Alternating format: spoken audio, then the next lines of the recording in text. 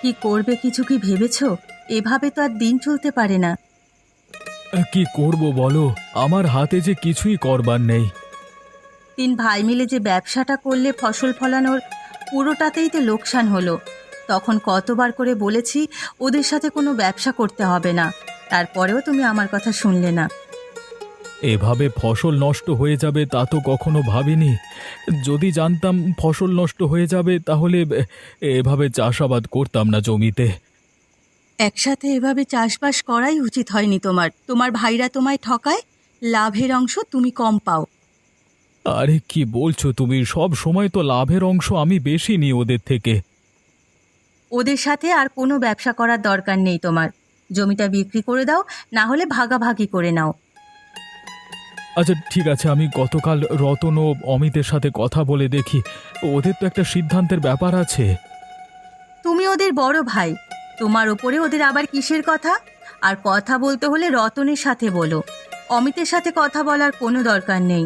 ও পুচকে ছেলে, তোমরা যা সিদ্ধান্ত নেবে ও সেটাই মেনে নেবে। ওর আবার কথা বলার কি দরকার?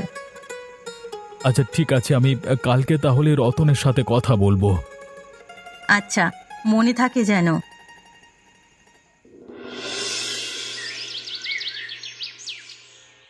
দেখেছিস রতন, জমিটার কি অবস্থা? আর সব ফসল বন্যার জলে নষ্ট হয়ে গেছে। হ্যাঁ দাদা, একটা ফসলও ভালো নেই, সব নষ্ট হয়ে গেছে। বড় অঙ্কের একটা টাকা আমাদের লোকসান হলো রে। হ্যাঁ, ভাবলাম তিন ভাই মিলে ভাগে ব্যবসা করলে লাভের মুখ দেখব, কিন্তু এখন দেখছি পুরোটা লোকসান হয়ে গেল। হ্যাঁ, আর এর জন্য আমি সিদ্ধান্ত নিয়েছি ভাগের ব্যবসা আর করব না। কি বলছো দাদা? ভাগের ব্যবসা করবে না মানে কি? কি করবে তুমি তাহলে? দেখছিস না, ভাগের ব্যবসা লোকসান হলো। এখানে ভাগের ব্যবসার তো কোনো দোষ নেই, এখানে দোষ হলো এই বন্যার। এই বন্যার কারণেই আমাদের ব্যবসা লোকসান হলো। তাহলে তুমি ভাগের ব্যবসা বন্ধ করতে চাইছো কেন? আমি সিদ্ধান্ত নিয়েছি ভাগের ব্যবসা করব না। তাহলে কি করবে তুমি? জমিটা বিক্রি করে দেব, না হলে ভাগ করে আমি আমার ভাগের জমিতে চাষ করব। কিন্তু জমি ভাগ করতে হলে অমিতকেও তো এখানে লাগবে। অমিতকে ছাড়া ভাগ হবে কিভাবে? ও ছোট মানুষ, আমরা যা বলবো তা মেনে নেবে। ওর থাকা না থাকা একই কথা। তারপরেও দাদা, ওর মতামত নেওয়াটা উচিত। তাহলে কালকে অমিতকে ডেকে নিয়ে জমির এখানে আসিস, এখানে কালকে কথা হবে, কেমন? আচ্ছা ঠিক আছে দাদা, এখন তাহলে আমি চলি।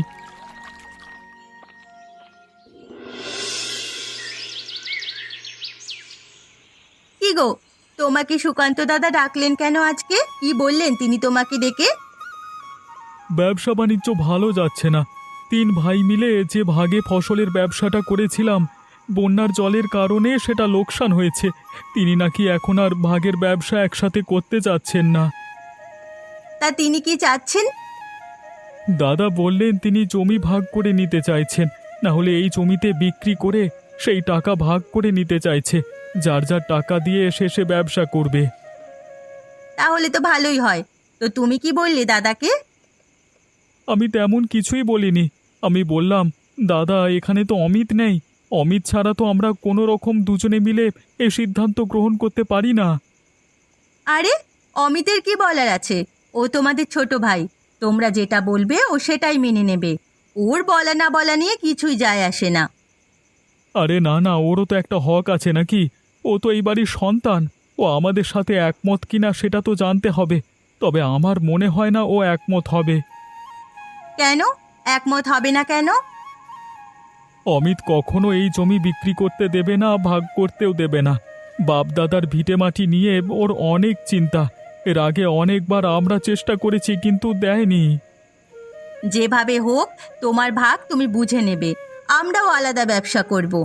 একসাথে ব্যবসা করে কোনো লাভ হয় না, উল্টে লোকসান গুনতে হয় আমাদের। কালকে দাদা আমাদের দুজনকে ডেকেছে, দেখি অমিত সেখানে কি বলে। আচ্ছা ঠিক আছে। দাদা, আমাকে এখানে ডেকেছো কেন? ফসলের জমিতে কোনো কাজ আছে নাকি? কাজ করব? না না, তোকে কোনো কাজ করবার জন্য এখানে ডাকিনি। তাহলে কেন ডেকেছো? দেখতেই তো পাচ্ছিস, আমরা যে জমিতে চাষ করেছিলাম বন্যার জলে সব ফসল নষ্ট করে দিয়েছে। ভেবেছিলাম 3 ভাই মিলে একসাথে ভাগে ব্যবসা করে লাভ করব। এখন লাভ তো দূরের কথা, লোকসান গুনতে হচ্ছে। হ্যাঁ, তা তো আমিও দেখতে পাচ্ছি। হঠাৎ করে এই বন্যাটা এসে আমাদের অনেক ক্ষতি করে দিল। তা তোমরা এখন কি করতে চাচ্ছ দাদা? নতুন করে ফসল ফলাতে চাচ্ছ? না না, নতুন করে কোনো ফসল ফলাতে চাচ্ছি না। আমি আর রতন চাচ্ছি সবাই আলাদা আলাদা ব্যবসা করতে। কি কি বলছো কি? একসাথে ব্যবসা করব না? তাহলে কি করতে চাচ্ছ তোমরা? আমি চাচ্ছি এই জমিটা বিক্রি করে দিতে, না হলে এই জমিটা ভাগ করে নিতে। আমার অংশ আমি বিক্রি করব, তাহলে সেটাই আমি একলা ব্যবসা করব। আমি আর তোদের সাথে একসাথে ব্যবসা করতে চাচ্ছি না। আমিও সুকান্ত দাদার কথার সাথে একমত। দাদা যেটা চাচ্ছেন আমিও সেটাই চাচ্ছি। না না, আমি কখনোই এটা হতে দেব না। এটা আমাদের বাপ দাদা সম্পত্তি। এই জমি অন্য কারোর কাছে আমি বিক্রি করতে দেব না। কাজটা কিন্তু তুই ভালো করছিস না অমিত। তুই আমাদের ছোট ভাই, ছোটর মতো থাক। আমরা যেটা বলছি সেটা মেনে নে। তোমরা যাই বলো না কেন, আমি এই জমি কোনোভাবেই বিক্রি করতে কিংবা ভাগ করতে দেব না। আচ্ছা ঠিক আছে দাদা, চলো, বাকিটা পরে দেখে নেওয়া যাবে। ওর সাথে তর্ক করে লাভ নেই।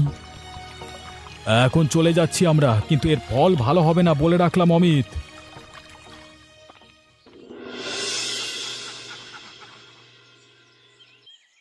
কি হলো, তোমার মেজাজটা এমন চটে আছে কেন? চটে আছি কি আর সাদে? আমার যা ভাবনা ছিল সব অমিত ওলট পালট করে দিয়েছে। কেন? অমিত আবার কি করেছে? আমি আর রতন জমি জমার ভাগ করতে চাইলাম, না হলে বিক্রি করতে চাইলাম, কিন্তু অমিত কোনোভাবেই তাতে রাজি হলো না। আমি আগেই বলেছিলাম অমিতকে তোমাদের কিচ্ছু জানানো উচিত হবে না। জানলে দেখবে ও একটা ঝামেলা করবে। তুমি তো আমার কোনো কথাই শুনলে না। দেখলে তো এখন ঝামেলা করেই বসলো। জায়গাটা 3 জনের বাপদাদার ভিটা। আমি আর রতন দুজনে মিলে তো এটা বিক্রি করতে দিতে পারি না, ভাগও করতে দিতে পারি না। ওকে তো অবশ্যই এখানে উপস্থিত থাকতে হবে।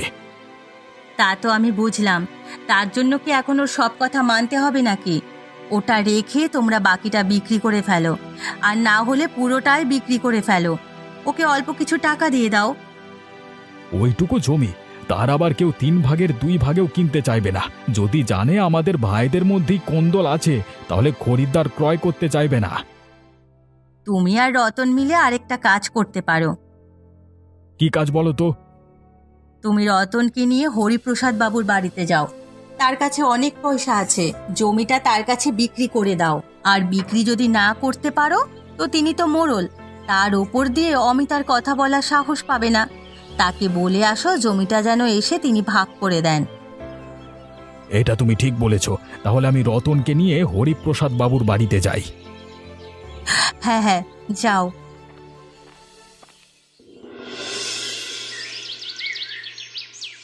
কি হলো, তোমরা 2 ভাই মিলে আমার বাড়িতে উপস্থিত হলে যে? না এসে উপায় রইল না, শেষ অবধি আপনার বাড়িতে আসতেই হলো আমাদের। তা কি উদ্দেশ্য নিয়ে আমার বাড়িতে আসলে সেটা বলো। আমাদের যে জমিটা আছে না, সেখানে আমরা 3 ভাই মিলে ব্যবসা করছিলাম, কিন্তু এই বন্যার জলে সমস্ত ফসল নষ্ট হয়ে ব্যবসার লোকসান হয়েছে। আমরা এখন 2 ভাই ওই জমিটা ভাগ করতে চাইছি, না হলে বিক্রি করে দিতে চাইছি। দাও না, তোমাদের জমি তোমরা ভাগ করবে না বিক্রি করবে তোমাদের ইচ্ছে, সেখানে আমি কি সাহায্য করতে পারি তোমাদের? আপনি তো গ্রামের মোড়ল, আপনার কথা সবাই শোনে। হ্যাঁ, এখন আমি কাকে কথা শোনাবো আমার? আমরা 2 ভাই জমি ভাগ বা বিক্রি করতে চাইলেও আমাদের ছোট ভাই অমিত কোনোভাবেই চাইছে না, তাই আপনার কাছে এসেছি।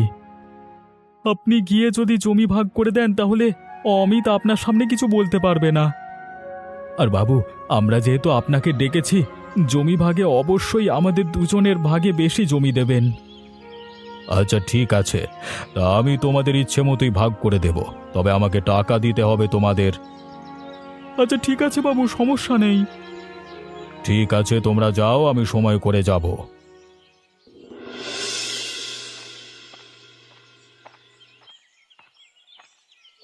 ইরে, তা তোরা 2 ভাই মিলে কোথায় গিয়েছিলি? আরেকজন কোথায়? আর একজন কোথায় তা আমরা জানি না, ওর খোঁজ খবর এখন আমরা রাখি না। ইরে, তোদের মধ্যে কোনো ঝামেলা হয়েছে নাকি? এভাবে বলছিস কেন? কি হয়েছে তা জেনে তোমার লাভ নেই। আরে লাভ লসের হিসেব করে কি সব হয় নাকি? এমনিতেই আমি জিজ্ঞেস করলাম। ভালো লাগলে বলবি, না লাগলে বলবি না। তা তোরা কোথায় গিয়েছিলি সেটা আগে বল। হরিপ্রসাদ বাবুর বাড়িতে গেছিলাম, কাজ ছিল সেখানে। হরিপ্রসাদ বাবুর বাড়িতে আবার কি কাজ? সেখানে গিয়েছিলি কেন তোরা? হরিপ্রসাদ বাবু তো লোক ভালো না, লোভী একটা। এত প্রশ্ন তুমি করছো কেন বলো তো বুড়িমা? জেনে তোমার কোনো লাভ আছে বলো? আবার সেই লাভের কথা বলছিস? এমনিতেই তোদের দেখে জিজ্ঞেস করলাম। তোরাই তো আমার আপনজন, তোরা রেগে যাচ্ছিস কেন শুধু শুধু আমার ওপর? শোনো বুড়িমা, অমিতের কথা আমাদের কাছে আর জিজ্ঞেস করবে না। আমরা ওর সাথে কোনো সম্পর্ক রাখতে চাই না এখন। আর হরিপ্রসাদ বাবুর বাড়িতে গেছিলাম জমি জমার ভাগটা ঠিক মতো করে দেওয়ার জন্য। তা কি রে, তোরা তিন ভাই কি বাপ দাদার জমি জমা ভাগ করে নিচ্ছিস? বুড়িমা, তুমিও অমিতের মতো শুরু করলে? বাপ দাদার ভিটা মাটি ধুয়ে কি জল খাবো নাকি? বিক্রি করে ব্যবসা করব, তাই ভাগাভাগি করতে চাচ্ছি। তা অমিত কি সেটা জানে? না, অমিত জানে না। আমরা আমাদের ভাগটাই করব। ওর জন্য ওর ভাগটা ফেলে রাখবো। তা তোদের জায়গা জমি তোরা যেটা ভালো মনে করবি করিস। আচ্ছা ঠিক আছে বুড়িমা, তাহলে আমরা যাই।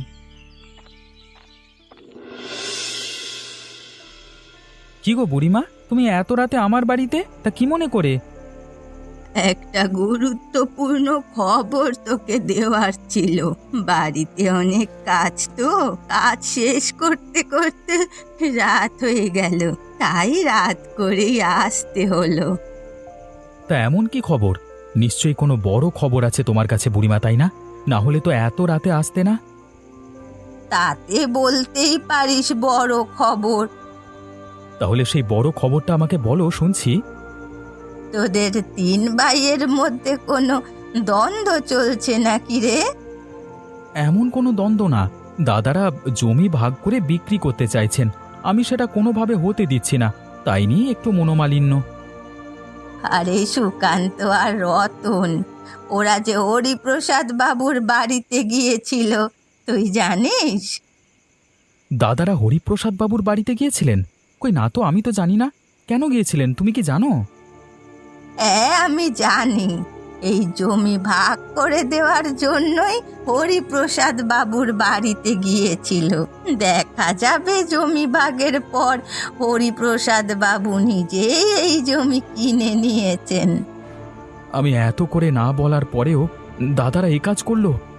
এটার একটা বিহিত করা দরকার। তুমি ওদের সাথে কোনো ঝামেলা করতে যেও না। ঠান্ডা মাথায় ওদের কাছে গিয়ে জিজ্ঞেস করো। ভাই ভাই ঝামেলা করতে হয় না।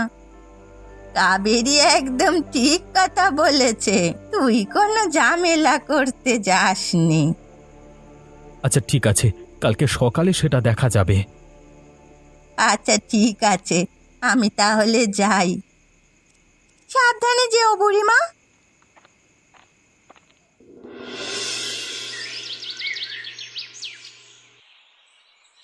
কই দাদারা, তোমরা কোথায়? বেরিয়ে আসো ঘর থেকে, তোমাদের সাথে আমার কথা আছে।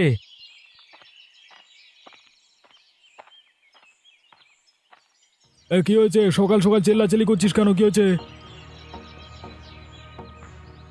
আমি এত নিষেধ করবার পরেও তোমরা হরিপ্রসাদ বাবুর বাড়িতে গেছিলে কেন? আমি বারবার করে বলেছি না, এই জমি ভাগ বাটোয়ারা হবে না, বিক্রিও হবে না, এটা আমাদের বাপদাদার জমি। তোকে বলতে হবে নাকি যে হরিপ্রসাদ বাবুর বাড়িতে কেন গেছিলাম? অমিত, তুমি ছোট মানুষ, ছোটদের মতো আচরণ করো। তোমার দাদারা যেটা করেছে ভালো ভেবেই করেছে, তুমি এখন ঝামেলা করতে এসো না। আমি বেঁচে থাকতে এই জমি বিক্রি তো দূরের কথা, ভাগাভাগিও হতে দেব না।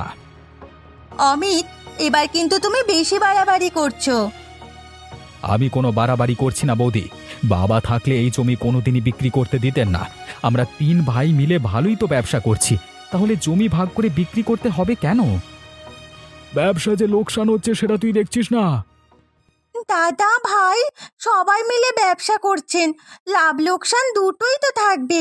লোকসান হয়েছে আবার নতুন করে ব্যবসা করবেন, সব সময় তো আর লোকসান হবে না। শুধু শুধু বাপ দাদার ভিটে বিক্রি কেন করতে চাচ্ছেন? আমরা এখানে ভাই ভাই কথা বলছি, এর মধ্যে তুমি কথা বলতে এসো না। কই, আপনারা তিন ভাই তো কথা বলছেন না, বড় দুই বৌদি কথা বলছে। আমি কথা বললে কি সমস্যা হচ্ছে? মুখে মুখে তর্ক করছো দেখছি তুমি। হ্যাঁ, চুপ করো বলছি। বাড়াবাড়ি করিস না বললাম আমি, বাড়াবাড়ির ফল কিন্তু ভালো হবে না। ফল কি হবে, মারবে নাকি তুমি? হ্যাঁ, দরকার প্রয়োজনে তাই করব। অমিত, এখান থেকে চলো, ভাই ভাই এখানে ঝামেলা করো না।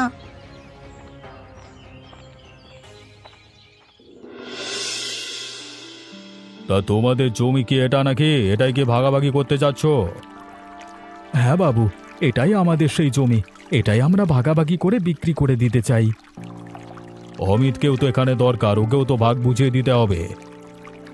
ও এখানে থাকলে আপনি আমাদের বেশি করে ভাগ দেবেন কিভাবে? ও বুঝে ফেলবে না, ওর দরকার নেই। তা দেখছি তোমাদের জমি জলের নিচে ডুবে আছে, এই জমি ক্রয় করবার খদ্দের পাবে কোথায় তোমরা? বন্যা আসলে যে জমিতে জল ওঠে, সেই জমির দামও তো তেমন একটা বেশি নয়। বাবু, আপনি ছবিটা দেখুন, আপনার হাতে কোনো খদ্দের থাকলে বলবেন। আমার হাতে তেমন কোনো খদ্দের নেই। তা তোমরা যেহেতু বিপদে পড়েছ, জমিটা মেপে আমি তোমাদের কিছু পয়সা দিয়ে দিতে পারি। জলের তলার জমি, সেহেতু পয়সা কিন্তু কম পাবে। আর হ্যাঁ, এই যে আমি মেপে দিচ্ছি কষ্ট করে এবং তোমাদের ভাগে বেশি জমি দিচ্ছি, সেজন্য আমাকে আলাদা করে একটু। এ নিয়ে আপনি চিন্তা করবেন না বাবু, আপনার যা ন্যায্য প্রাপ্য আমরা সেই পরিমাণ টাকাই আপনাকে দেব। আরে হ্যাঁ, আপনি দেখুন জমি কি পরিমাণ দামে আসে, সেই পরিমাণ টাকা আমাদের দিয়ে দেবেন। হ্যাঁ হ্যাঁ হ্যাঁ। তা আপনি কি এখন টাকা নিয়ে এসেছেন বাবু? না না, আমি কালকে টাকা নিয়ে আসবো। আজকে তাহলে আমি আসি। হ্যাঁ। কি গো, মন খারাপ করে জমির পাশে কি এখন দাঁড়িয়ে থাকবে নাকি সারাদিন? এখানে এসেছি তো অনেকক্ষণ হয়ে গেল, এবার চলো। এই জমির মায়ার টান আমি কখনো ভুলতে পারবো না। এটা আমার বাপ দাদার ভিটে ছিল, এখানে বন্যা বৃষ্টিতে এখানে জল উঠে যাচ্ছে তাই করে ফেলেছে। এই জায়গাটা ছিল আমাদের বাপ দাদার প্রধান ভিটা, এখানেই তারা যুগের পর যুগ বসবাস করেছিলেন। তুমি একা বুঝলে তো লাভ নেই, তোমার ভাইয়েরা তো এসব কিছুই বুঝতে চায় না। এত টাকার পিছে ছুটছে, আর সাথে পেয়েছে ওই হরিপ্রসাদ বাবুকে। আজ তো ভণ্ড লোক একটা। আমার দাদারা কেন যে এমনটা করছে হঠাৎ, আমি কিছুই বুঝতে পারছি না। আরে তুমি এসব নিয়ে মন খারাপ করো না, উপরওয়ালা যেটা চাইবে সেটাই হবে। গিন্নি, জমির জলগুলো দেখেছো তুমি, কেমন ঘোলাটে হয়ে আছে না? হ্যাঁ, জমির জলগুলো তো অনেক ঘোলাটে, আর নিচে কেমন যেন নড়াচড়া করছে। আমার তো মনে হচ্ছে জমির মধ্যে অনেক মাছ আছে। ঠিকই তো গিন্নি, জমির মধ্যে মাছ দিয়ে ভর্তি হয়ে আছে, জলের জন্য বোঝা যাচ্ছে না মাছ। এত মাছ কোত্থেকে এলো? এতদিন জমির কাছে এসেছি, মাছ তো দেখিনি। এতদিন হয়তো মাছগুলো ছোট ছিল, এখন বড় হয়ে গেছে। এই মাছগুলো নিশ্চয়ই বন্যার জলের সাথে এখানে এসে ঢুকেছে। বাড়িতে চলো, ওদের গিয়ে খবরটা দিতে হবে, তাহলে হয়তো জমিটা রক্ষা পাবে। আমরা এই মাছগুলো ধরে তিন ভাই এখানে নতুন মাছের ব্যবসা করে ব্যবসা শুরু করতে পারি। চলো, কিছু মাছ ধরে নিয়ে যাই, গিয়ে তাদের দেখাবো। কই গো সুকান্ত দা, রতন দা, বড় বৌদি, মেজ বৌদি, এদিকে আসো, দেখে যাও।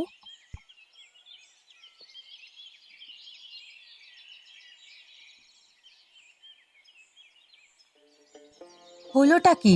এভাবে চেঁচামেচি করে পুরো বাড়ি মাথায় তুলে নিয়েছো কেন? এখন কি আবার নতুন কোনো ঝামেলা করতে এসেছো এখানে? না না, ঝামেলা নয়, দেখুন আমরা দুজনে মিলে কতগুলো মাছ ধরে এনেছি। তোমরা মাছ ধরেছো, তা দিয়ে আমরা কি করব? আরে দাদা, এই মাছগুলো আমরা আমাদের সেই ফসলি জমিতে পেয়েছি, ওখানে এমন অনেক আরো মাছ আছে, মাছে পুরো ভরপুর। কি বলছিস তোরা, সেই জমিতে মাছ? হ্যাঁ দাদা, অনেক মাছ। তাহলে তো ভালোই হলো, মাছ সহ এই জমিটা বিক্রি করা যাবে, তাহলে কিছু পয়সা বেশি পাবো। কি বলছো তুমি বৌদি? শুধু শুধু জমি বিক্রি করব কেন? মাছগুলো কত বড় এখন! বন্যার পানিতে এখানে এসেছিল ছোট আকারে, কিন্তু এখন অনেক বড় হয়ে গেছে। আমরা চাইলে এই মাছগুলো বাজারে বিক্রি করে ব্যবসা শুরু করতে পারি। এই টাকা দিয়ে ওখানে নতুন মাছের চাষ করতে পারি। আপনারা 3 ভাই মিলে আবার নতুন ভাবে ব্যবসা শুরু করতে পারেন। সুকান্তদা, ওরা কিন্তু কথাগুলো খারাপ বলেনি। এই মাছগুলো ছোট অবস্থায় এসেছিল, এতদিনে বড় হয়ে গেছে। আমরা তো কোনো খাবারও দিইনি। তোরা দুজনে ঠিক কথাই বলেছিস। আমরা 3 ভাই মিলে আবার ব্যবসা শুরু করব, কিন্তু সমস্যাটা এক জায়গায়। ওই হরিপ্রসাদ বাবুকে কি বলবো? তার তো অনেক ক্ষমতা, এসে ঝামেলা করবে। আমরা সবাই এক হলে হরিপ্রসাদ বাবু কিছুই করতে পারবে না। আচ্ছা ঠিক আছে, কালকে তাহলে হরিপ্রসাদ বাবু আসুক, তখন দেখা যাবে কি করা যায়।